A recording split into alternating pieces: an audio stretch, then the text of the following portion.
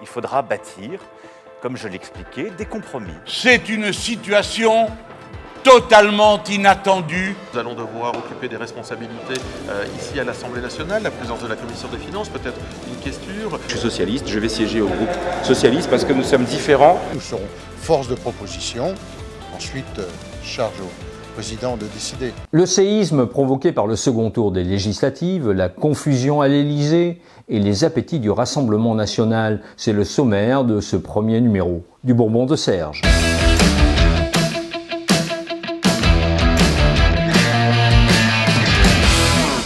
Le président de la République a-t-il vraiment pris la mesure du message adressé par les électeurs dimanche ? Il ne semble pas, tant son intervention hier soir était lunaire. Voilà qu'il est venu sommer les oppositions d'indiquer dans quelle mesure ces dernières sont prêtes à travailler avec lui. Je crois qu'il est donc possible, dans le moment crucial que nous vivons, de trouver une majorité plus large et plus claire pour agir. Je souhaite donc dans les prochaines semaines que ce dépassement politique se poursuive avec clarté et responsabilité. D'abord la clarté. Cela veut dire ne jamais perdre la cohérence du projet que vous avez choisi en avril dernier. Il faudra bâtir, comme je l'expliquais, des compromis, des enrichissements, des amendements. Pour cela, il faudra clarifier dans les prochains jours la part de responsabilité et de coopération que les différentes formations de l'Assemblée nationale sont prêtes à prendre. Entrer dans une coalition de gouvernement et d'action ? S'engager à voter simplement certains textes, notre budget, lesquels ?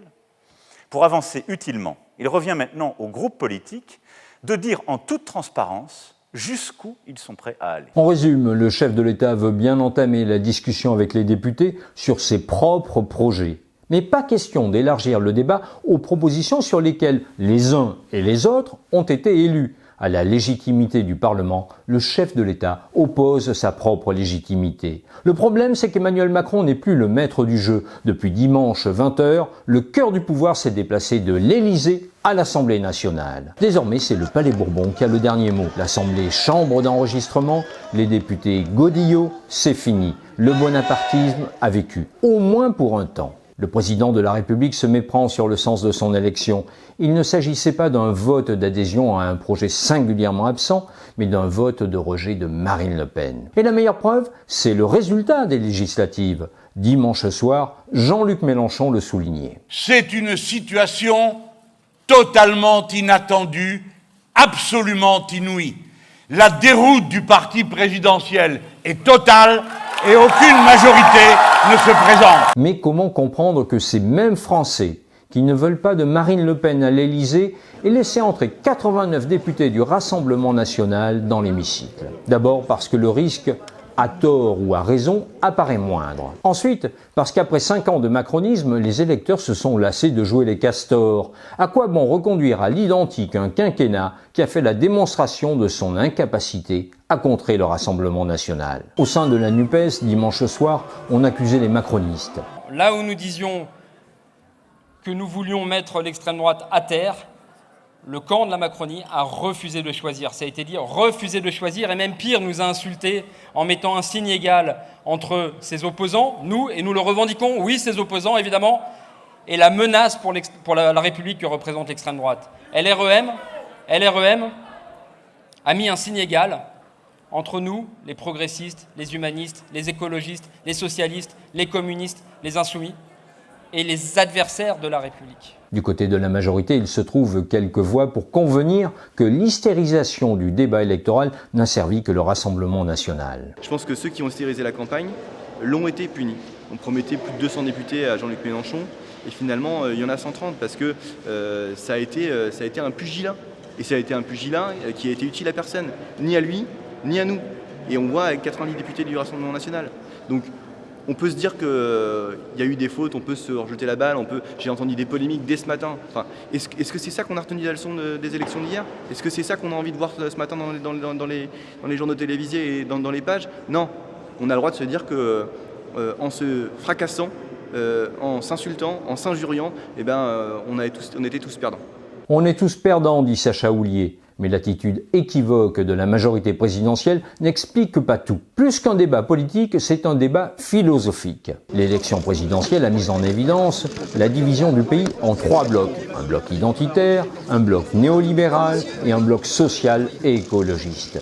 Est-il illégitime que l'Assemblée nationale reflète enfin cette tripartition? S'offusquer de la présence en nombre de députés lepénistes, c'est un peu vouloir cacher la poussière sous le tapis. Du reste, la politisation des législatives par Jean-Luc Mélenchon n'est pas étrangère aux bons résultats du mouvement lepéniste.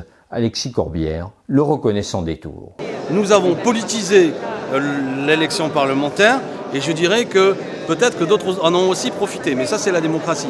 On a dit, ça c'est une analyse politique de notre équipe de direction, si on ne met pas un enjeu à l'élection législative, un enjeu c'est-à-dire que le pouvoir reste encore entre les mains du peuple et le peuple souverain peut encore choisir autre chose que Macron, eh bien l'expérience que nous avons, pour l'avoir vécu notamment en 2017, c'est que les gens ne viennent pas revoter à l'élection législative considérant qu'on a tranché, le président est élu et en général le seul camp qui reste le plus mobilisé c'est celui du président. Nous ne sommes pas les seuls à avoir dit il y a un enjeu.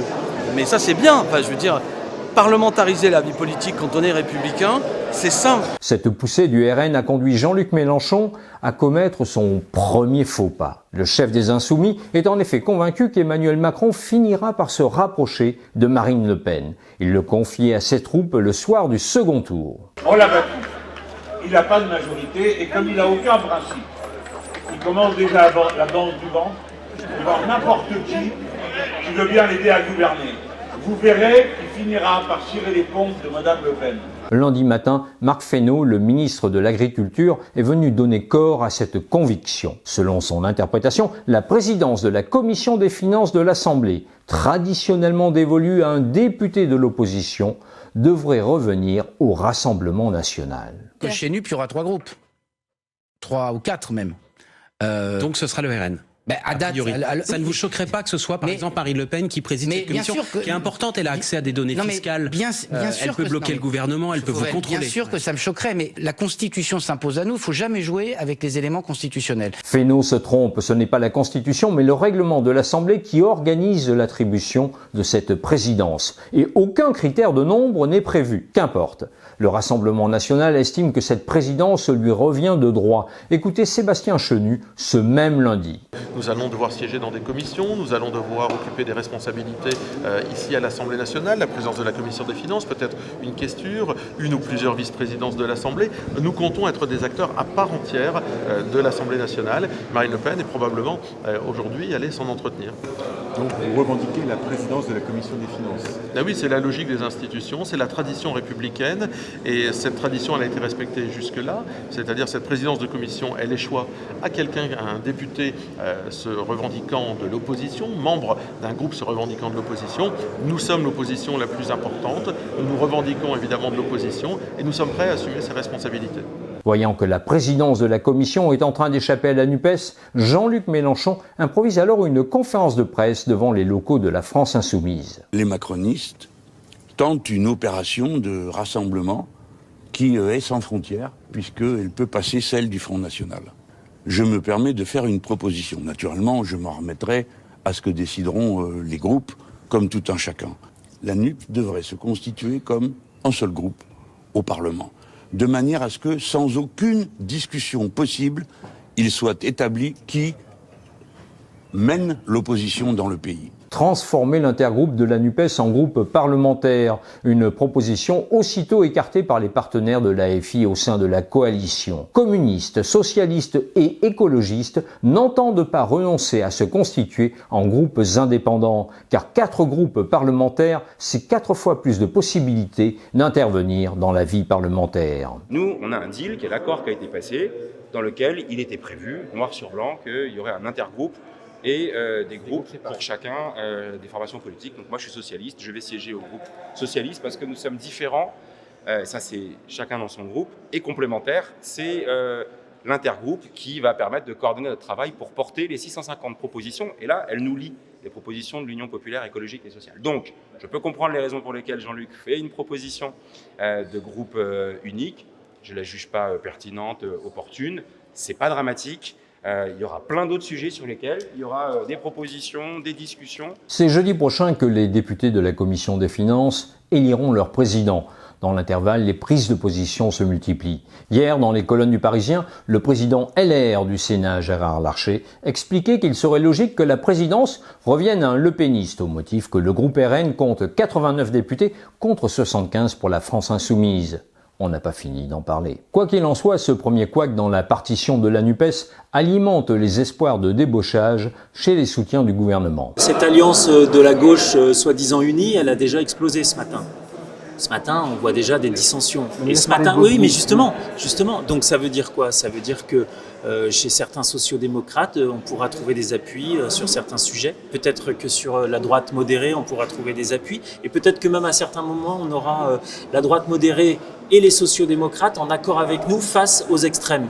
Donc on va peut-être pouvoir avancer comme ça. Cette stratégie de débauchage pourrait d'ailleurs se traduire par un discret coup de pouce à une éventuelle candidature de la socialiste Valérie Rabault à la tête de la commission des finances. Les macronistes et leurs alliés préfèrent 1000 fois cette tenante de l'orthodoxie budgétaire à la candidature annoncée de l'insoumis Éric Coquerel. Des députés LR pourraient également se rapprocher du gouvernement. Écoutez le maire de Meaux, Jean-François Copé, évoquer dès le 16 juin l'hypothèse d'un Emmanuel Macron sans majorité absolue. Le vrai sujet, c'est que s'il n'a pas la majorité absolue, la question se pose pour nous tous de voir si on va imaginer ce qu'on pourrait appeler un accord de gouvernement pour exiger que nous puissions mettre en œuvre des réformes qu'il ne veut pas faire. Mais dimanche soir, Christian Jacob écartait catégoriquement l'éventualité d'un accord. Pour nous, il n'y a pas d'ambiguïté. Nous sommes dans une opposition déterminée à Emmanuel Macron. C'est la position majoritaire au sein du parti? C'est la position du parti. Jean-François Copé prône un pacte de gouvernement. Jean-François Copé parle à titre personnel. Au même moment, sur un plateau de télévision, Rachida Dati laissait planer le doute. Tiens, Jacob dit, nous sommes dans l'opposition, nous resterons dans l'opposition. Qui croit Rachida Dati? Non mais Jean-François Copé avait effectivement émis cette idée à un moment donné, mais pacte de gouvernement, ça ne veut pas dire participation forcément au gouvernement. Qu'avons-nous fait pendant 5 ans? Quand les réformes allaient dans le sens de l'intérêt des Français, on les a votées. Quand ça ne va pas, on a le droit d'avoir une position critique. Pour en avoir le cœur net, j'ai interrogé hier Christian Jacob sur l'éventualité d'un pacte entre sa formation et le gouvernement. Comme je l'avais dit dès dimanche soir, il n'est pas question de pacte, d'alliance, de coalition, de quoi que ce soit de cette nature. Nous sommes dans l'opposition à ce gouvernement, à ce président de la République. Nous ne serons jamais dans le blocage des institutions. Nous serons force de proposition. Ensuite, charge au président de décider. C'est lui qui a mis le pays dans cet état. L'intervention du président de la République ne bouleversera pas la donne. C'est le 5 juillet que l'on vérifiera vraiment le rapport de force entre le pouvoir législatif et le pouvoir exécutif. Ce jour-là, Elisabeth Borne prendra la parole devant les députés pour son discours de politique générale. Une déclaration qui peut être suivie d'un engagement de responsabilité devant la représentation nationale, c'est-à-dire un vote. Si la première ministre renonce à demander ce vote, c'est alors sa légitimité qui est questionnée. Mais si elle n'obtient pas la confiance de l'Assemblée nationale, alors le gouvernement tombe. Il reste donc 10 jours à Elisabeth Borne pour trouver les 43 députés qui manquent à sa majorité. Ce n'est pas gagné. Merci d'avoir regardé ce premier numéro du Bourbon de Serge. N'hésitez pas à me donner votre ressenti et n'oubliez pas de vous abonner. C'est important pour que la chaîne se développe. Je vous dis à jeudi prochain pour une nouvelle chronique.